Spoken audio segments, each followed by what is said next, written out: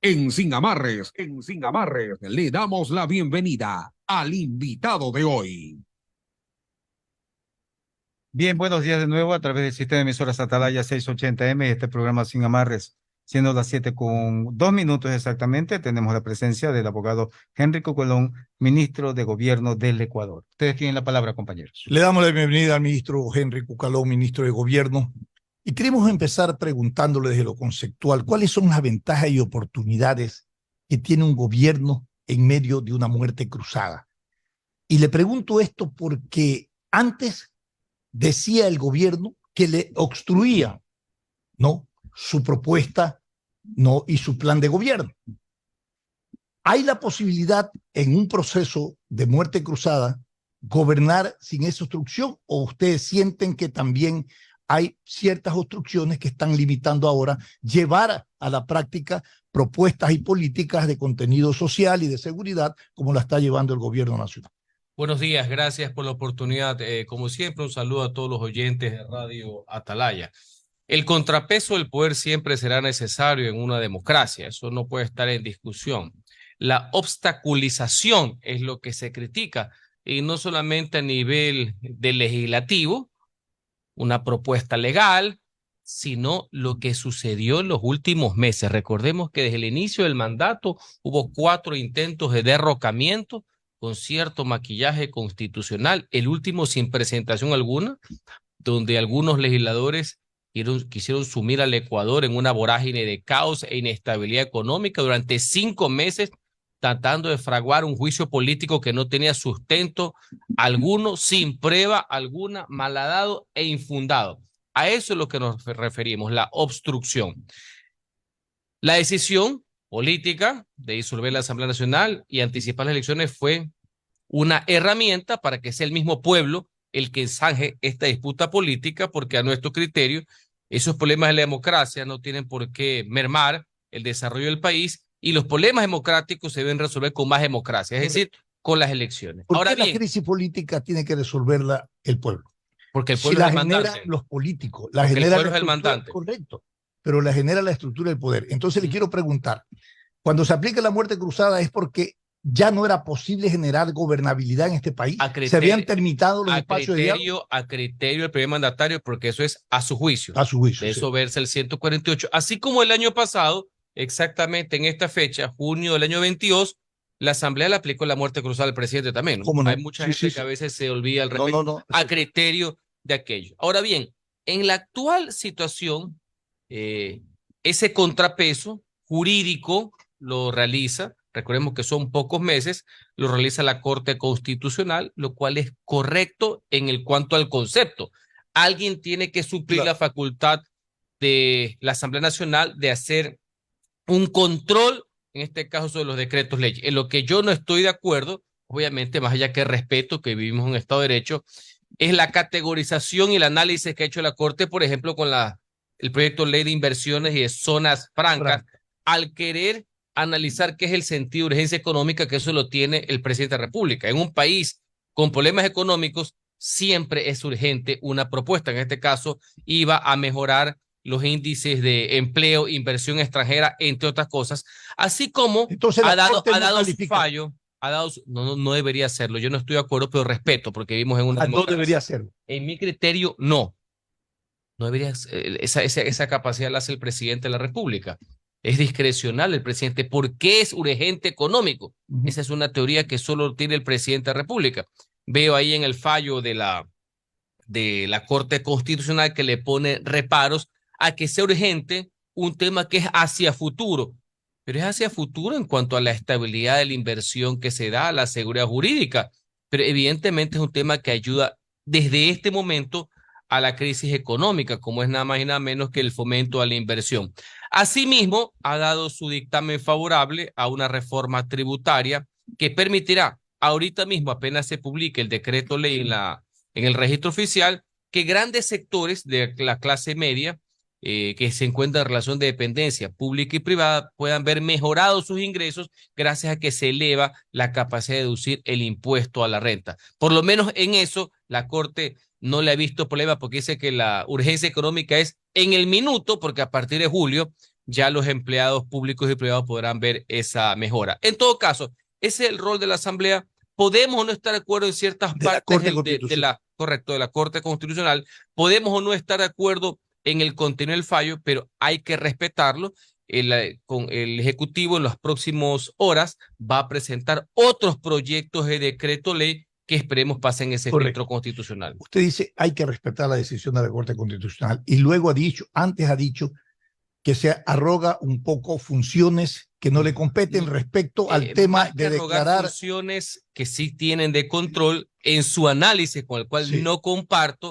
Critican el tema del por qué el proyecto de zonas francas es de materia económica urgente. Yo creo que esa categorización, esa definición es potestativo del presidente de la República. Ok, ¿y qué pasa si que se arroga esa... que no es arrogar funciones. Bueno, ¿y qué es? Bueno, es capacidad de control. No, ese es parte del análisis que tiene la Corte, que es inapelable, ¿verdad? Por eso en el debate uno dice, no estoy de acuerdo. Es como lo que pasó en el dictamen para el juicio político. Yo no estuve de acuerdo.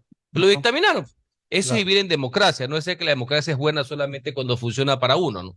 Eso es vivir en el Estado de Derecho. Eso es que los autócratas no están de acuerdo y les fastidia. Ya, pero ¿y qué pasa si tiene usted un presidente con ese perfil de autócrata y dice no puede estar encima de la Corte? Se niega y dice no acepto la resolución. No es correcto tampoco. No es correcto. Entonces, ¿a dónde nos llevaría eso? No, es que no es correcto. Uno tiene que acatar las disposiciones, así uno no esté de acuerdo. El resto, señores, es ser un autócrata, como los que sabemos que ya dicen que quieren una constituyente porque no les gusta las facultades que tiene la Corte Constitucional, pues, ¿no? Les incomoda. En un Estado de Derecho uno tiene que respetar. Esa es la democracia, aunque parece una medio entelequia, pero esa es la democracia, señores. Ahora, ese es el debate democrático. Ahora, ministro, yo le preguntaba, ¿qué oportunidades tiene entonces un gobierno en términos de en el ejercicio del poder en el marco de una muerte cruzada? Bueno, eso ¿qué es lo que van a desarrollar? Eso en cuanto al tema de los decretos leyes, porque es obvio que un presidente de la República, por más que esté en esta instancia después de la disolución de la Asamblea, no puede expedir leyes como que si fueran cualquier reglamento. Es lógico que tiene que existir un contrapeso del poder. Yo no lo he negado, es básico. Entonces es una faceta en cuanto al tema que se refiere a la elaboración de leyes. Hay un tema que no pasa por la parte legislativa de control, que es la gestión, que sí se veía bastante restringida por la obstrucción permanente entendida como fiscalización, que era obstrucción a la labor de gobierno, que ahora, durante estos pocos meses, no se tiene. Por ejemplo, el de llamar a un ministro de Estado 5 veces el mismo día a la Asamblea Nacional justamente para entorpecer su labor. Eso en asuntos de gestión ya no existe. He aclarado que esa facultad no la tiene el Consejo de Participación Ciudadana y Control Social. Le ha dado, entre comillas, no una mayor ventaja, sino que se ha limitado esas situaciones que impedían la labor cotidiana de gestión que tienen los ministros de Estado y el presidente, nada más y nada menos que el presidente de la República. Ustedes ven en materia de gestión como solamente en los últimos días el tema de la graduación e incorporación de 8.500 efectivos en la Policía Nacional, la inauguración de la Escuela Ángel Polibio Chávez en Guaranda hace pocos días para 3.000 estudiantes, la inauguración del Centro Binacional Fronterizo con Perú, ahí en Macará, con la reunión con la presidenta Boluarte, la entrega como parte de las 4.000 soluciones habitacionales gratuitas, principalmente para jefas de hogar, es decir, mujeres. Se entregaron 200 en el cantón Simón Bolívar, provincia del Guayas. El día jueves se van a entregar 4.000 más hasta que finalice el régimen. Esto sin perjuicio de las soluciones habitacionales que sí son con precios subsidiados. Estas son 100% gratuitas. Es decir,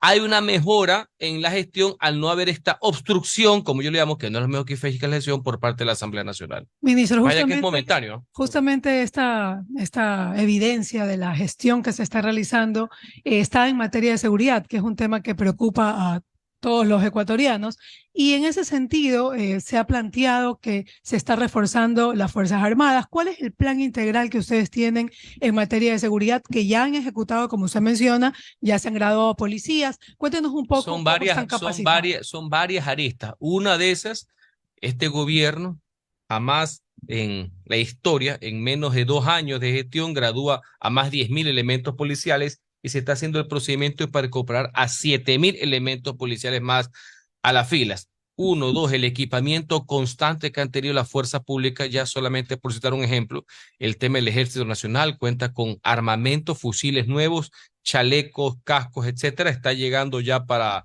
la Policía Nacional todos los que son los chalecos, ya están llegando, ya vino el primer cargamento de más de 4 millones de municiones para la Policía Nacional, es parte de un paquete. Y asimismo, todo lo que es equipamiento ha sido de primera línea. Máximo hasta el 10 de agosto van a estar unas tanquetas especiales que van a recorrer el país para el Ejército Nacional, para el combate para el crimen organizado. Y así le puedo decir cómo se va avanzando en materia de equipamiento. Adicionalmente, se le ha dado un nuevo giro, un nuevo rol. Vaya que todo esto es un proceso, esto hay que tenerlo claro. A través de las resoluciones del Consejo de Seguridad Pública del Estado para que las Fuerzas Armadas puedan intervenir contra los criminales, contra los narcotraficantes, contra los grupos delincuenciales organizados, bajo el elemento de sus prácticas terroristas que atentan contra la integridad del Estado, y por tanto ese es uno de los elementos que son ponderables por parte de las Fuerzas Armadas para poder intervenir no solamente en seguridad de carácter externo. Entonces, son una serie de medidas, unas de políticas públicas que creo que deben ser reflejadas y establecidas con el tiempo, más allá de quién sea el gobierno, señores. Hay que tener claro que este adversario, este enemigo, esta amenaza, que es decirlo con pelos y señales, crimen organizado y narcotráfico. No solamente, como dicen algunos, delincuencia común, no, hay que decir las cosas como son. Crimen organizado y narcotráfico con todas sus ramificaciones, así como lo que nosotros denominamos el nuevo desafío, el nuevo rol que tienen Fuerzas Armadas. El presidente de la República en la noche ha dicho que tiene el control en las cárceles. Cuéntenos un poco cómo han este visto tema... los últimos operativos que se han hecho a nivel de los centros de rehabilitación social, todo lo que se encuentra, hasta de forma pintoresca, se encontraron por ahí unos chanchitos, no sé si ustedes vieron, etcétera.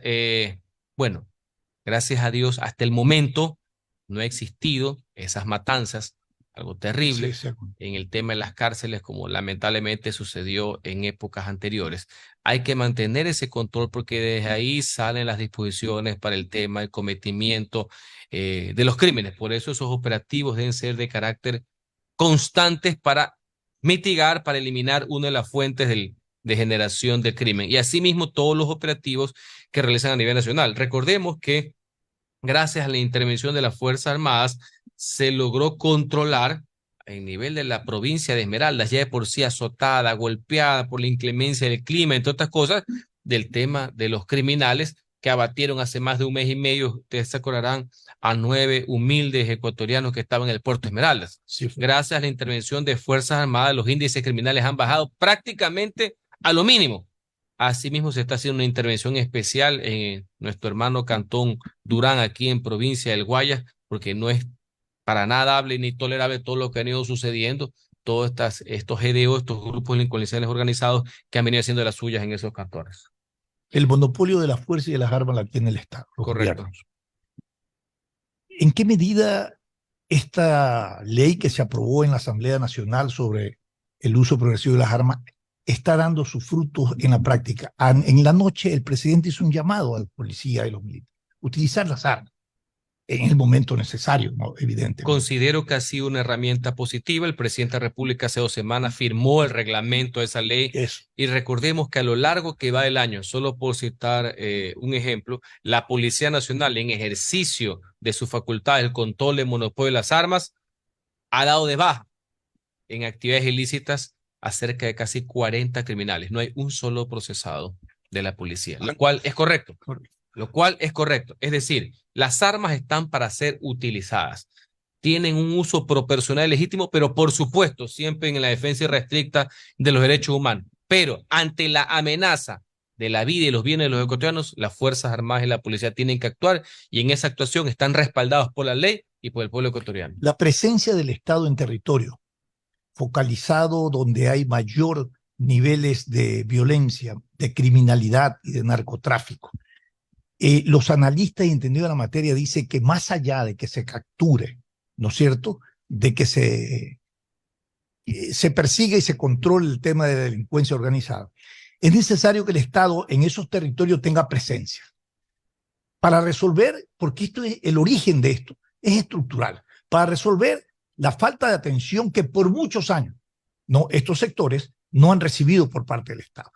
¿Cuál es la estrategia de penetración del Estado a esos niveles? Por ejemplo, escuchaba que ha habido un encuentro binacional y han formado un centro binacional con Perú en Macará y el Ecuador. Esto me parece interesante porque eso habla de la presencia del Estado ya en esos territorios. Bueno, eso fue el día miércoles en una reunión bilateral que hubo con la presidenta Boluarte. Algo sumamente interesante, el centro binacional, la infraestructura era de primer nivel. No sé si ustedes han podido ver los videos, las fotos, Sí, era de lujo, donde se ve todo lo que es transportes, aduanas. Y efectivamente coincido con el término que has dicho, Stalin, es la presencia de lo público, la presencia del Estado en sectores olvidados, lo cual son fuentes de desarrollo. Ahora, lo traemos acá nosotros a nuestra cotidianidad. Esa presencia del Estado en materia social, en materia educativa, debe ser permanente en materia de salud. Justamente estuve el día sábado recorriendo el sector de Fertiza, Guasmo, de nuestra ciudad de Guayaquil, viendo toda una feria ciudadana de servicios, cómo lo público se volca al ciudadano. El ciudadano no tiene que irlo a buscar, es el Estado, inclusive con todo lo que es procesos de vacunación, con el tema de los bonos, con el tema educativo, etcétera, va directamente a los barrios. Eso hay que hacerlo de forma intensiva para evitar justamente que haya un germen mayor de fuente de este tipo de violencia criminal, que no es violencia solamente por la falta de oportunidades. No, ahí hay materia criminal que tiene que ver con el narcotráfico y con actividades ilícitas del crimen organizado. Ahora, ¿pero esto está institucionalizado o solamente es coyuntural? No, absolutamente Es institucionalizado, absolutamente institucionalizado. Como el tema de materia educativa, que puse un ejemplo. Ya quisieran varias instituciones privadas del país tener las infraestructuras que ha hecho el Ministerio de Educación. 17, solo la última en Guaranda, que le señalaba el Ángel Polibio Chávez, para 3,000 estudiantes de una escuela pública con una infraestructura de primer nivel, porque no debe haber límite alguno en materia de educación. Esa es la verdadera igualdad de oportunidades. Y ahí están los ingentes recursos económicos que se han puesto al servicio de la educación, ¿no? Ministro Cucalón, yo quiero, bueno, ya hemos acabado la entrevista y quería consultarle a usted un tema súper importante que nos preocupa a todos, y es esta amenaza del fenómeno del Niño, que ya está aquí, que viene, que en definitiva ya nos están evidenciando precios más altos, ya se está haciendo especulación del arroz, etcétera. Cuéntenos un poco cómo el gobierno se está planteando esta contingencia para poder atender lo que ya está y lo que se viene. Una amenaza latente que le denominan evento, ya no fenómeno. Estuve leyendo el tema de la terminología, por lo cual todos debemos estar preparados. Un trabajo en conjunto del Gobierno Nacional, la Secretaría de Riesgos, Fuerzas Armadas, entre otros. También va a haber coordinación con las alcaldías, con las prefecturas de todo el país, porque esto es un tema de carácter nacional. Justamente hacia el fin de semana el presidente de la República ha llamado una reunión de coordinación con todos los niveles de gobierno para afrontar de mejor manera este tema, conseguir los recursos correspondientes.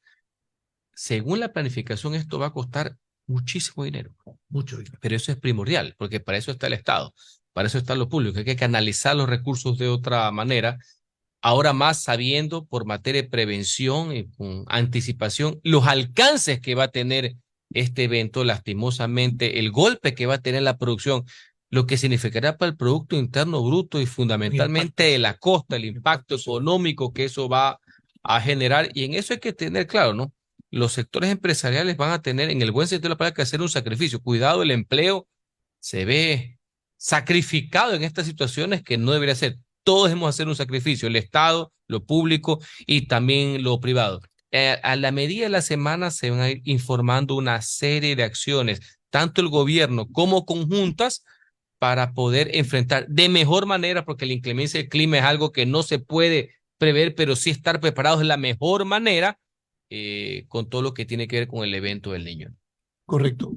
Retomo un poco el tema de la seguridad, porque se están de alguna manera cumpliendo gestiones, se están realizando gestiones y también cumpliendo pues la programación prevista para el control a la delincuencia y al narcotráfico.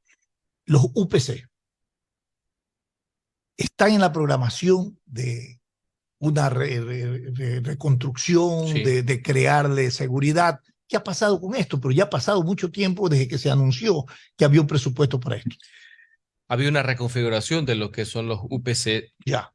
Eso lo está informando el ministro del Interior. Van a ser centros más grandes que los actuales. Perfecto. Se comprobó después del ataque terrorista de noviembre año pasado, que después quisieron volverlo a enjuiciar al presidente. Esto es algo nunca, o sea, que nunca tuvo antecedentes, que esas unidades tan pequeñas eran proclives justamente a lo que sucedió. Acuérdense de Durán, que fueron a darle metralleta limpia a asesinar a nuestros hermanos policías. En estas unidades mucho más completas, mucho más grandes y mejor equipadas. Se han terminado de hacer todo lo que es los rediseños del caso y ya va a venir la construcción. Más allá de lo que demore o no este gobierno, hay que entender que eso es una política de Estado que trasciende a los gobiernos, lo que van a ser las nuevas unidades de la policía comunitaria, los nuevos UPC mucho más integrados, mucho mejor equipados. Con seguridades. Y más grandes, con seguridades, para precautelar la vida de nuestros hermanos policías, ¿no? Ante estas amenazas que vienen los terroristas, porque no son simples delincuentes, son terroristas a querer cegar su vida, ¿no? Ministro, hoy lo vemos hablar a usted de todo. Antes los ministros de gobierno hablaban de política y de control de seguridad. Hoy usted habla de todo. ¿Acaso sus Bueno, funciones... siempre fue así. Los últimos puede ser, pero yo me acuerdo a Luis Robles Plaza, a Andrés Vallejo, a todos. De los que yo recuerdo, ¿no? El ministro de gobierno, obviamente, de sus facultades está la gobernabilidad y la coordinación ministerial y darle la cara al país. En lo bueno y lo malo, darle una explicación. O sea que hoy está en este proceso de coordinación con toda la Siempre ha sido así, sino que... Porque ya no hay el trabajo de la gobernabilidad. Pues. No, la gobernabilidad es permanente. Pero a nivel de la Asamblea. La gobernabilidad es permanente porque el hecho de que momentáneamente, siempre con esto es momentáneo, que no hay una Asamblea Nacional, porque tiene que existir una Asamblea Nacional, no significa que no tengas que manejar relaciones interinstitucionales con la Corte Nacional de Justicia, que tienes que llevarla. Tuve una reunión con los señores del Consejo de Participación Ciudadana en el Palacio de Carondelet, como debe ser. ¿Le van a devolver o no le van a devolver? A ver, cuente.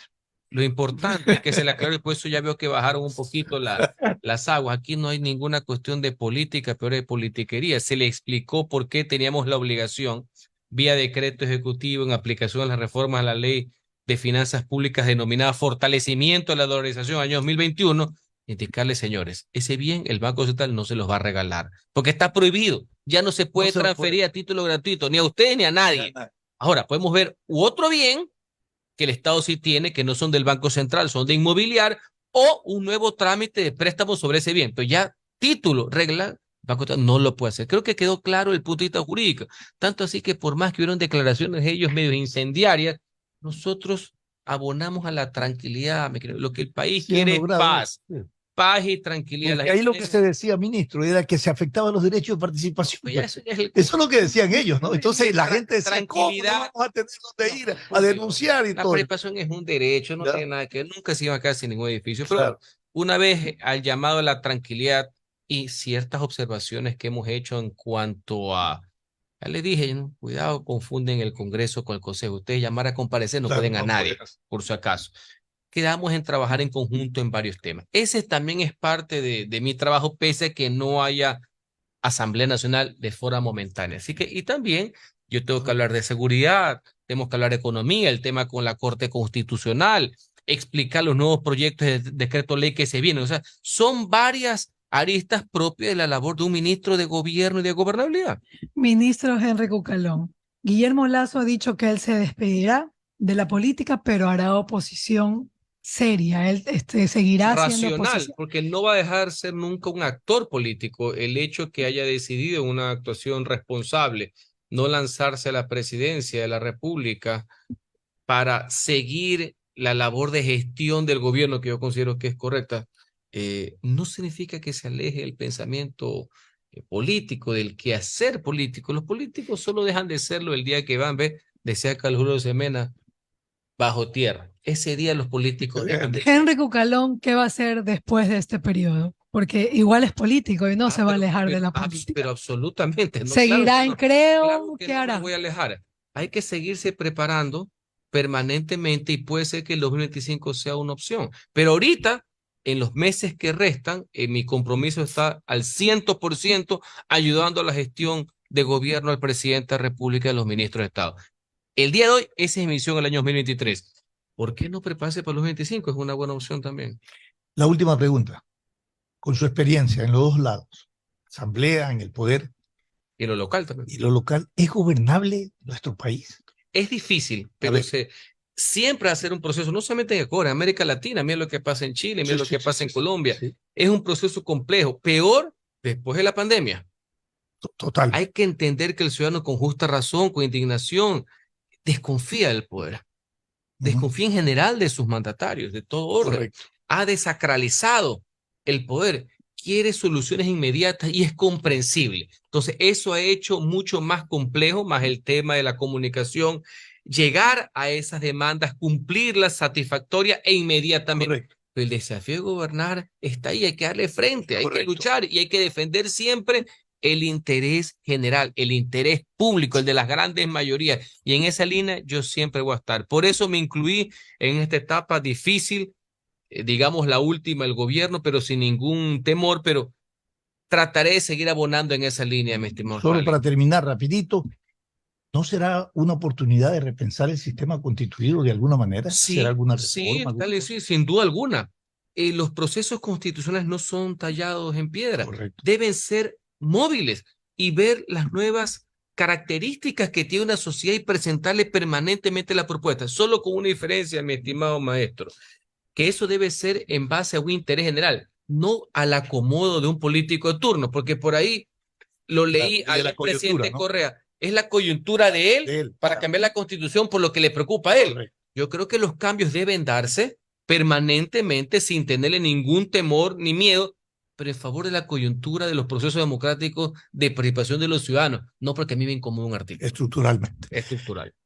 Agradecemos la presencia del ministro de Gobierno, Henry Cucalón. Gracias por haber estado con nosotros. Tendremos la oportunidad más adelante de seguir conversando de los temas que hacen agenda nacional. Gracias a ustedes por vuestra sintonía. Nos despedimos. Hasta el día de mañana. Así es, hasta el día. También sigan con toda la información a través del sistema de emisoras Atalaya 680M. Gracias. Sin amarres, una mesa de diálogo donde sobresalen los temas de mayoría